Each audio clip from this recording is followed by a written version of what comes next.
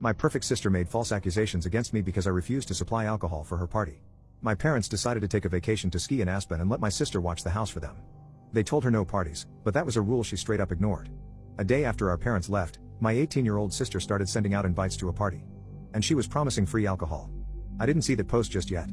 But my sister called me and asked me to go get alcohol for her party, because I was over 21 and could legally buy it.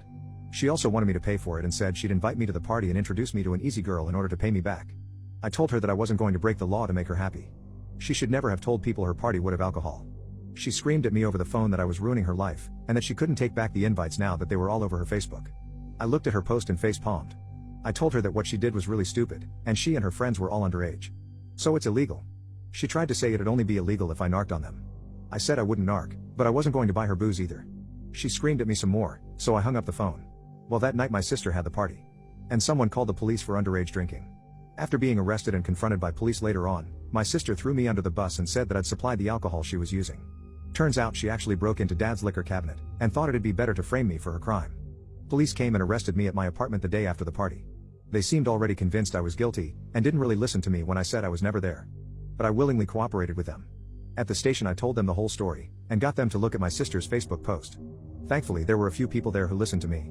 But I still had to sit the night out in a cell while my parents were called. My mom and dad flew back home overnight, and bailed out both my sister and I. At first, my mom tried to make my dad leave me in jail, because my sister had told them her lies as well. But my dad took the time to talk to me, and look at my sister's Facebook. He believed me. This caused a fight between him and my mom. When they got home my dad discovered my sister had broken into his liquor cabinet, and spoke to police on my behalf. My mom however still wanted the blame to fall on me because as she put it the charges were ruining her baby's future. But my innocence was further proven by the fact that I and my car were seen on CCTV when I left work. On top of that, the apartment I was living in had CCTV cameras which watched the parking lot and showed me arriving home soon after. My car did not move from there for the rest of the day and night. In my sister's story to the police I had driven out and gotten the alcohol for her. But I wasn't seen on CCTV in any liquor store in the county, and my bank account showed no transactions buying alcohol. My parents' house also had a camera at the front door, and my car was never seen in the driveway that day. After being confronted with those facts, my sister's story changed to saying I already had the alcohol and gave it to her at my apartment. But my sister's car had never showed up at my apartment either. And there were like 3 cheap beers in my apartment fridge and no hard alcohol. My sister finally had to give up on her lies, and my parents were severely disappointed in her. However, my mom still tried to convince me to take the fall for my sister. She came to my apartment and actually demanded that I tell the police that it was all my fault. I said I wasn't going to ruin my future for my sister. She refused to leave and went from demanding to begging. She even got on her knees and tried to convince me that she and my dad would make everything okay in the long run if I just took the blame now. I said I'd rather live my life poor than have that felony on my record. She threw a huge fit and started throwing things because I refused to do as she wanted. I threatened to call the police and she left my apartment cussing me out like a mad woman. I've never heard so many F-bombs out of her before or since. But she kept them up all the way to her car, and followed it up with saying she should have aborted me before driving off. I called my dad right away and told him everything that happened. He was insanely pissed and got in a huge fight with my mom as soon as she got home. She didn't even deny anything she said or did, because she deemed it would have been for the greater good of their daughter. My dad told her that she couldn't destroy me to save my sister. Then he threatened to divorce her if she didn't try to make things right. She ended up sobbing and then saying she'd do whatever he wanted.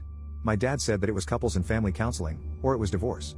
My mom signed a prenup before she married him, and really had no choice. In the family counseling I called her out on how she always believed my sister's lies. My sister tried to say they were not lies. But each one I pointed out from over the years said otherwise. I'd taken the time to write a list of all the ones I could remember from the past decade that had all been proven she lied. My mom and sister were forced to stay silent as I read them all. They tried to interject repeatedly, but my dad and the counselor silenced them. My sister, now proven beyond a doubt to be a liar and a manipulator, just shut down and refused to say anything more to the counselor. My mom finally apologized to me, but it was obviously a forced apology because she looked so uncomfortable doing it. I told her that her apology was very fake, and after so many years of favoritism the damage was already done. My relationship with her never really recovered, because she was convinced I was guilty no matter what was said until my sister admitted the truth. Then she wanted me to pretend to be the guilty one anyway to protect her favorite child. But nothing went her way. So she just went back to crying about it. When my sister went to court, my mom pleaded with the judge to go easy on my sister. She had charges of underage drinking and giving other underage people alcohol, as well as attempting to frame me for her crime. She also resisted arrest when the police came and shut down the party. She was very drunk when it happened. They kept her in a cell overnight to sober up, and then she told police I'd been the one to provide the alcohol. My mom's begging, along with a relentless lawyer my parents hired, got the judge to cut a deal. This was provided my sister pleaded guilty, which she did not want to do. But her lawyer highly recommended she take said deal to avoid jail time, because there was no other way of keeping her from getting a felony on her record. My sister's lawyer used the fact that the alcohol had not been bought that day, but rather had already been in the house long before the party happened to help lessen the charges. My sister's Facebook had also been completely deleted by her as soon as she was able to in order to hide the post. The judge just wanted the case over with, so my sister got off with a huge fine that our mom paid most of out of her own pocket, and a couple years probation. She was also made to get therapy too by her dad. She's never really shown actual remorse for what she did though, and only had animosity for me, no matter how in the wrong she was. She was eventually diagnosed as a narcissist after dad made her go see a doctor. After her probation and 4 years of college were over, she decided she was going to leave home for California and never come back once she landed a good job. She currently works in an office in LA, and we've not spoken in years. Dad got her that job, and she's not shown any real appreciation for it. Even my mom has given up on her ever coming home for the holidays and us being a family again. It tore her up inside for a few years. Now she's just bitter. She doesn't really blame me anymore, but we only seem to show indifference to each other. Just because my sister cut her off wouldn't make me the new de facto favorite. It just means my mom lost her baby, and isn't getting her back. She can't leave my dad because she's too reliant on him, despite having her own career. She'd never want to be on her own again, so she's just become a shell of her former self. Things between me and my dad are still great. He's pretty much disowned my sister for what she's done, and has stopped caring if she'll ever talk to him again. He and my mom don't even sleep in the same bedroom anymore. She moved into the guest room some 5 years ago and has stayed there. Their marriage is really only one on paper these days.